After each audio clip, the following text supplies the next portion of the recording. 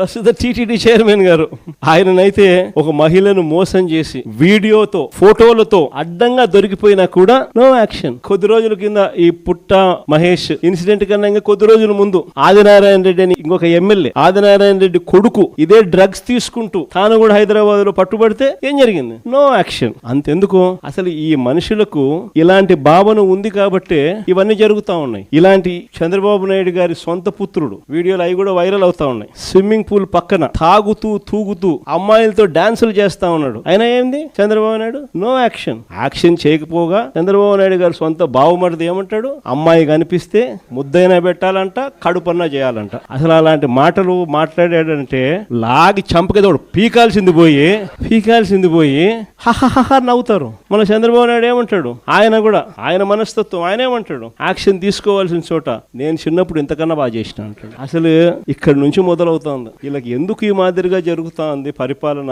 ఎందుకు ఈ మాదిరిగా సాగుతా ఉంది పరిపాలన, ఎందుకు అక్క చెల్లెమ్మలకు భద్రత లేని పరిస్థితి రాష్ట్రంలో ఉంది, ఎందుకు విచ్చలవిడిగా డ్రగ్స్ దగ్గర నుంచి లిక్కర్ మాఫియా వరకు ఈ రకంగా ఎందుకు రాష్ట్రం అంతా కూడా అతలాకుతలం అవుతా ఉందనంటే కారణం మైండ్ సెట్.